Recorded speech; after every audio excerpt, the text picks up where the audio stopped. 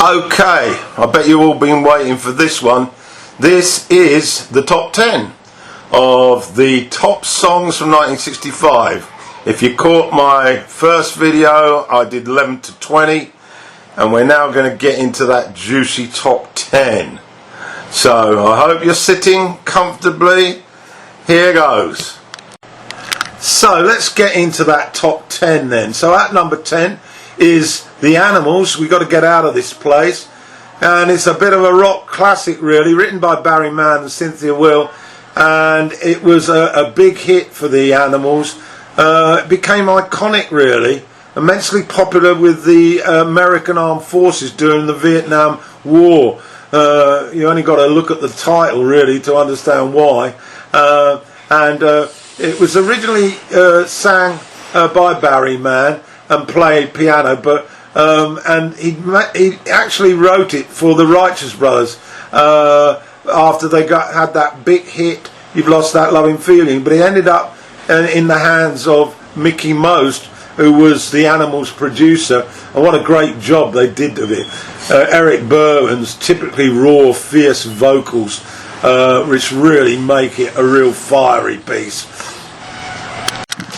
So up to number 9 then, and it's The Sound of Silence by Simon and Garfunkel.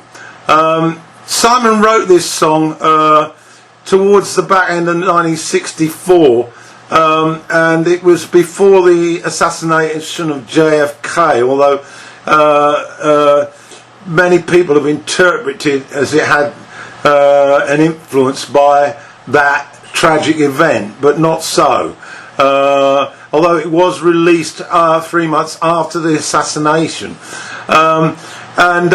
It's a beautiful song. Of course, it came to light on the album of the same name, and with the release of the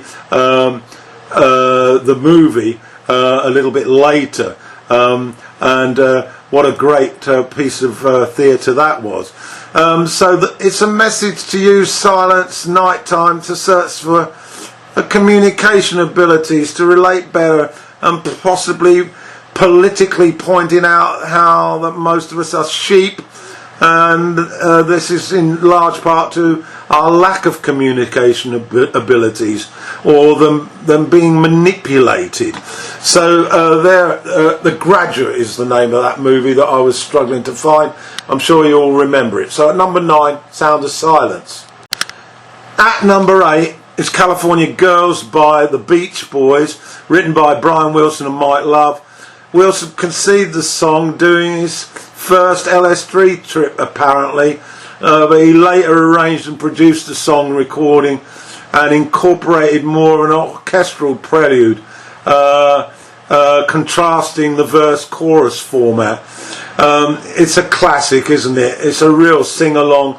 I love it. It also epitomises to me sort of the image of California surfing, hot weather, beaches and all that. Number 8 then, California Girls.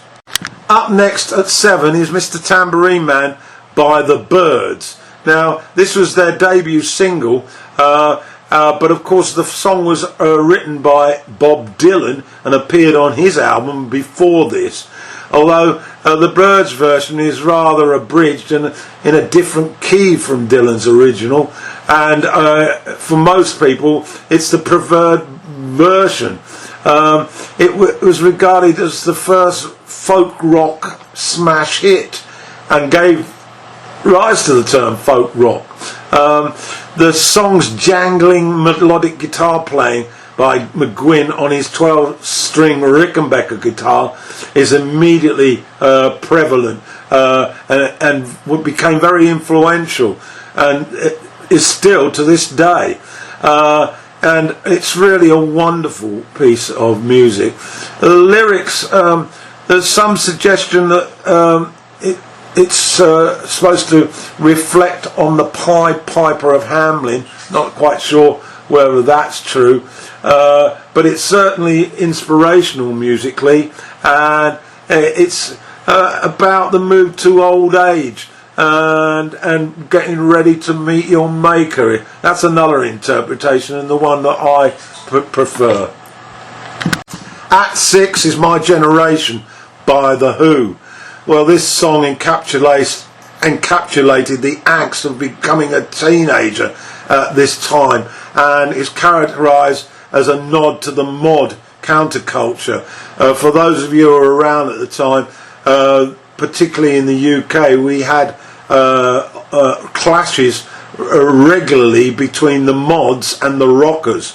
The rockers tended to ride motorbikes, whereas the mods tended to ride scooters, and on holidays they tended to meet at places and have a real fisticuffs. And any of you that's seen Quadrophenia, the movie, will know that that's highlighted very much in that film.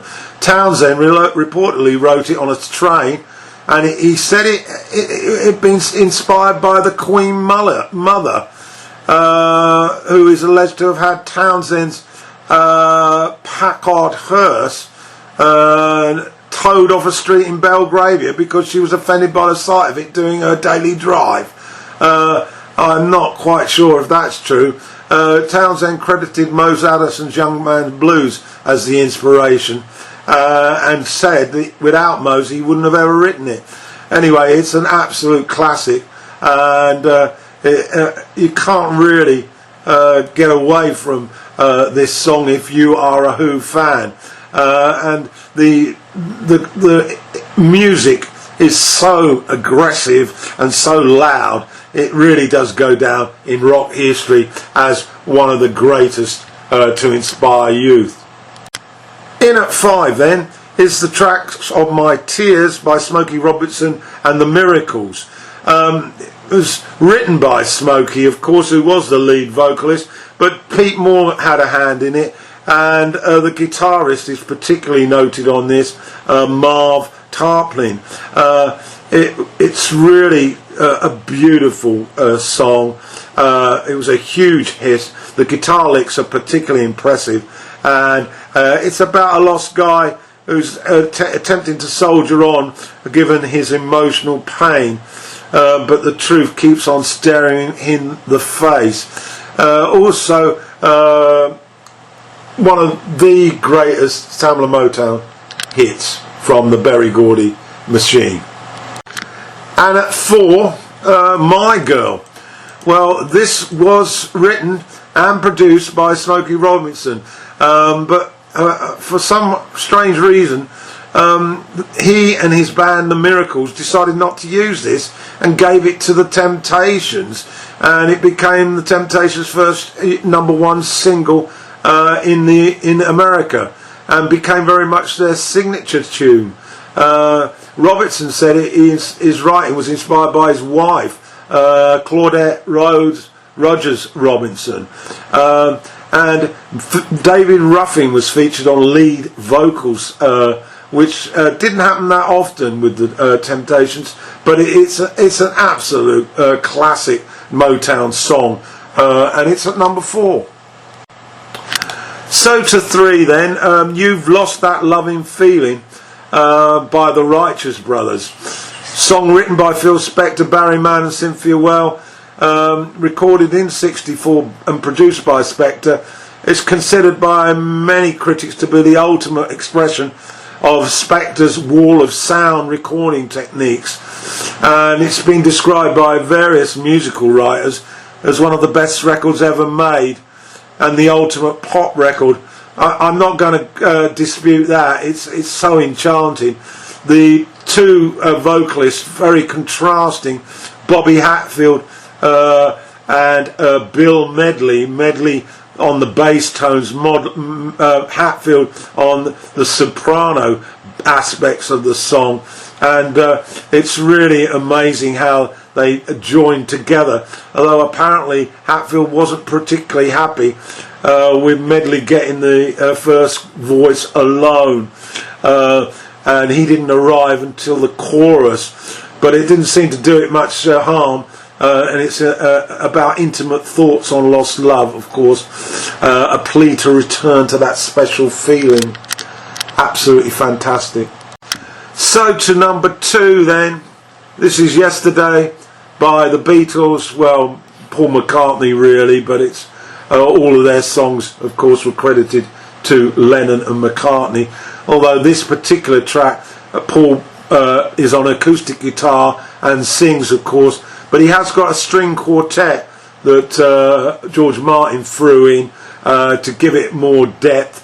A tremendous piece of music, a melancholy ballad about the breakup of a relationship, and McCartney nostalgically laments what happened and how the love got away, and it's really, well, it's iconic. I'll say no more really. And so we finally arrived at the number 1 song for 1965 in this top 20, and it's Sam Cooke, Change Is Gonna Come, recorded at the beginning of January 1964 in California, and it's inspired by various personal events in Cooke's life, most prominently when he and his entourage were turned away from a whites-only motel in Louisiana. Of course, racism was rife in the States in the mid-60s, and Cooke sat down and wrote this song about the struggle for him and for all those around him, and it was a signature tune really for the civil rights movement, and how the African Americans were being ill-treated by the white establishment. But the iconic line, "It's been a long time coming, but I know a change is going to come."